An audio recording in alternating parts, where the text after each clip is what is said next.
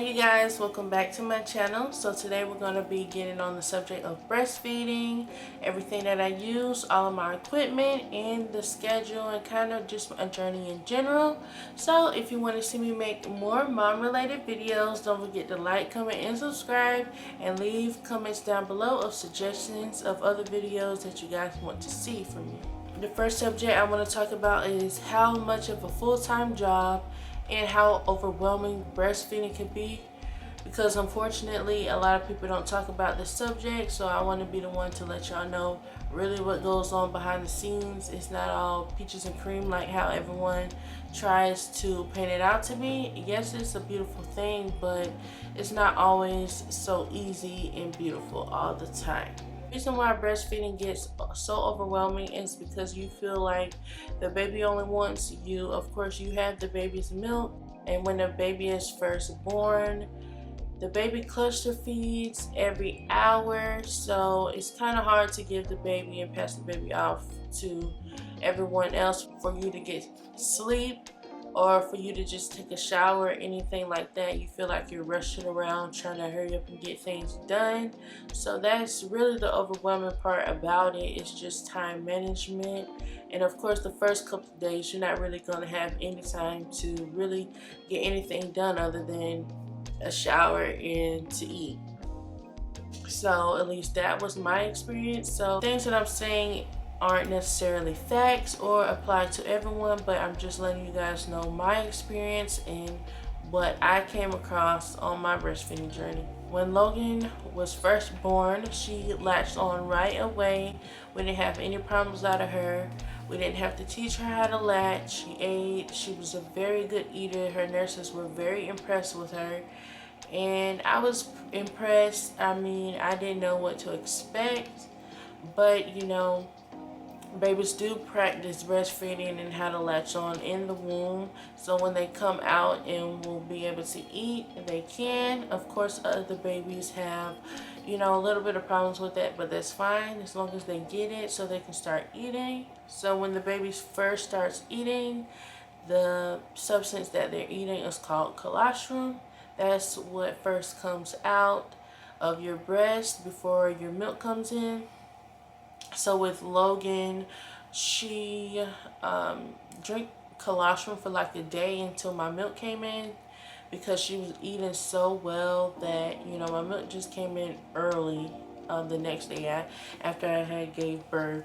Logan cluster fed probably our second day in the hospital. She cluster fed every hour on the hour. So it's like a little log they give you in your hospital folder, and you write down when you start feeding and when you stop. So typically you feed for about 30 minutes to an hour when they're first born. Logan was strictly breastfed for a whole month before we even tried her on any type of bottle. So it was just me and Logan for the first month. She was strictly dependent upon me, and it was very hard that first month because I was very overwhelmed. I was very tired, very sleep deprived, but I know I had to get up and feed her. So the solution that worked for both of us was that we would lay in the bed on our side, her facing me, and she would just eat. Whenever she felt like it, I would just pop it in her mouth. Whenever she was done, she would pop it out, go to sleep. And that was my way of getting more sleep at night rather than keep getting up and holding her and feeding her. And two, she was getting heavier and I was just too tired to hold her up. So that's the solution that I came up with that worked for both of us. Not saying that it'll work for you, but it's definitely worth a try because it saved me many nights and many hours of sleep doing it that way. When I first started pumping, the equipment that I used was the Lancino breast pump, which I'll put pictures on the screen of my equipment and what I used. The Lancino breast pump worked great for me. That's just the brand that came with the 2 suctions for your breast. It came with 2 of them. It came with 2 bottles to catch the milk, and 2 tops and 2 nipples with tops on them. So Logan didn't really like the breastfeeding bottles. She drank out of them at first just because I fed them to her because they had a slower drip than the tummy tippy bottles that I bought for her. She would get choked on the tummy tippy bottles. This is the issue that I ran into and that I noticed being a first time mom and first time breastfeeder. Once your baby starts drinking out the bottle, it's really hard for them to latch on again. So my baby forgot how to latch. She only wanted the bottle. She didn't want it breast anymore. So we're just, you know, we had situations come up to where we had to figure out the bottle. I thought I was going, you know, leaving out the house back to work. So, and you know, I was trying to make it easier for someone else to take care of her who didn't have my milk. So of course I had to start feeding her out the bottle. We're going to get into cracked nipples. So cracked nipples hurt bad. It's the thing. There's a lot of things that come with cracked nipples, but there also are many different types of solutions. So my nipples started cracking because Logan, you know, just sucking on them, they were getting very raw, very red. And so Logan developed thrush in her mouth. So thrush is like little sores in the baby's mouth, and it's kind of uncomfortable. I wouldn't say that it hurts, but it is uncomfortable. So we took her to our pediatrician. She was prescribed a mouth dripper. She had, you know, a little bit left when she went to her 2-month appointment. So she was prescribed a little purple dye that you put in their mouth. It's a one-time treatment. It'll to clear the rest of the thrush up. And so how thrush works, it was like we were passing it back and forth to each other.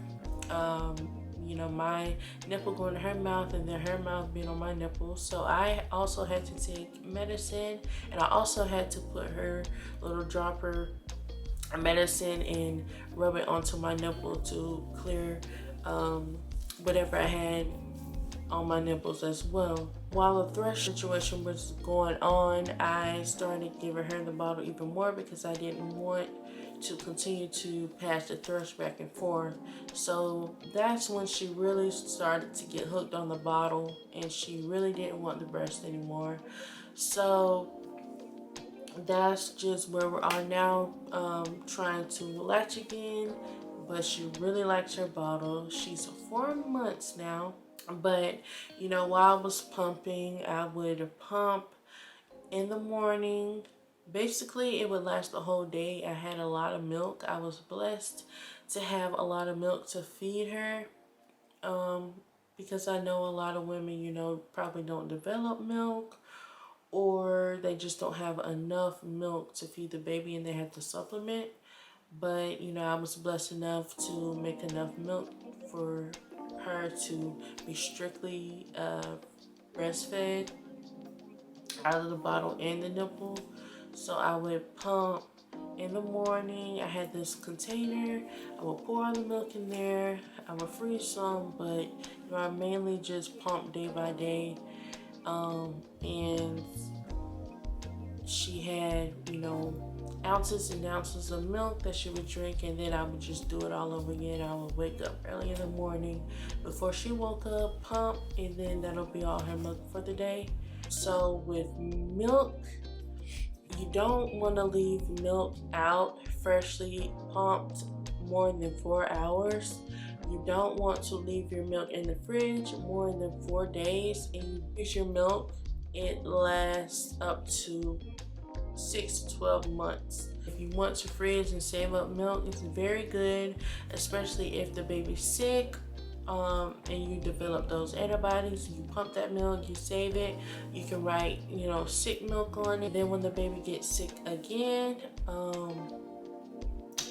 you can give that milk to them, and it's very good. It has no antibodies, so it'll, you know, cure that sickness. So that is leading up to now, where she is strictly formula fed and she's strictly bottle fed, due to the fact that I did not know that, you know, once you start really supplementing with the bottle, They forget how to latch. Like I said, I'm telling this to you guys so that you can learn from me, learn from my mistakes, and I'm also learning from my mistakes. I'm a first-time mom, so I feel like there should be a lot more information. They should give you a lot more information, because also they didn't tell me about the cracked nipples, they didn't tell me about the thrush, they didn't tell me about bottle feeding.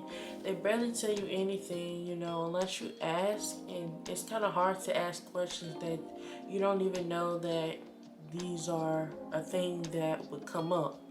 So I felt like they could have did better with that, with delivering information and having things ready for you, depending upon what, if you wanted to formula feed or if you want to breastfeed. But it is what it is. So with the burning calories, I know that's a frequent question. So yes, you burn a lot of calories when you breastfeed. You burn up to like 500 calories a day. So that's how I lost all of my baby weight. When everybody says, oh, you snap back, you lost all your baby weight, how you lose all your baby weight, and really because of the breastfeeding, because I was breastfeeding so much and so frequent, and it just, I wouldn't say it took a lot out of me, but I was really burning a lot of calories on top of the diet that you have to be on, which is my next point. You don't want to be eating burgers and pizza and just a really greasy, unhealthy diet while you're breastfeeding, because all of that is going to the baby and it's really not healthy. I did have some pizza when I first started breastfeeding, and it did Logan horribly. It did her absolutely horribly. She was so fussy the whole night. She would not go to sleep. Her stomach was hurting. She was whining. It was horrible. So I did not eat pizza again while breastfeeding. I didn't. And I haven't had pizza in so long. So I lost my baby weight in like 2 to 3 weeks after I gave birth. It was very, very quick. So now I'm going to get into a little bit about postpartum depression. I did develop a little bit of postpartum depression. And the thing about postpartum depression is you really don't know that you're in it until you just wake up and you're like on level 20 with it, like, and you just look around and it feels like your whole world is just sinking in on you. So, and I didn't have a constant postpartum. It was like, I had certain days, I had certain triggers, and I was in the house breastfeeding. Felt like I didn't have any time. My baby had got spoiled. I didn't have any time for myself. I wasn't going outside. I wasn't barely even coming out the room. So I did develop a little bit of postpartum, like you're losing yourself. And that's the main thing about new mothers, or if you're a second time mom or anything, do things for yourself. Put yourself first. Even if you have to ask, like, hey, can I have 20 minutes to take a shower? Can I have some time to go for a walk? Can I have some time to run out to the store? Can I have some time to just take a nap? If, I know it's cliche and I know everybody says this, but it's really true. If you have people in your life that are offering to take some of your load off and to help you and to give you some time, please take it. Even if you don't have anything planned, even if you have the worst mom guilt, even if anything, just take it. Take your time to breathe. Take your time to catch up on cleaning, laundry, a nap, a shower, anything that you, or just sit there and just take a breath. I say all that to say, there's no handbook on how to be a great mom. I'm not shaming formula fed babies. Moms that formula feed their babies.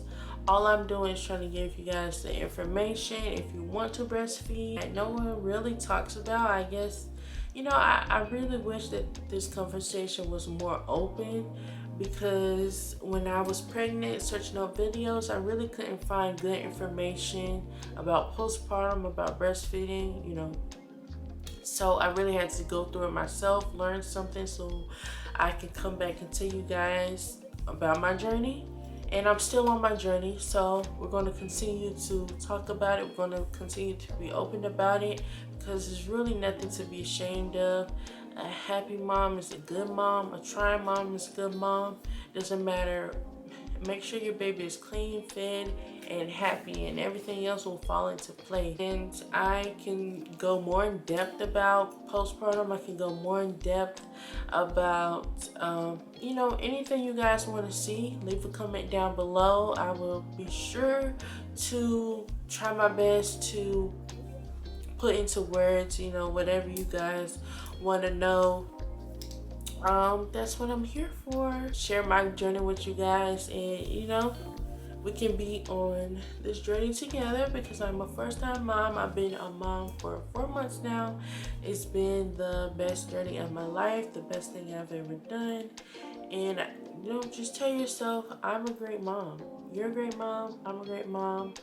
As long as you're trying and doing the best thing for you and your child. Do not forget to put yourself in there, because you are important. Don't forget about yourself. You can't take care of your child how you need to if you're not taking care of yourself. So that's really the biggest thing that I took out of this whole journey, is that I had to put myself, even get guilty saying that sometimes. Sometimes I gotta put myself first, but it really is true. Sometimes you have to put yourself first in order to get certain things done, so that your child can be good and prosperous and well taken care of. So it's nothing to be ashamed about. Don't forget to like, comment, and subscribe to my channel to see more videos like this. I will see you guys in the next video. Thank you for watching. See you later.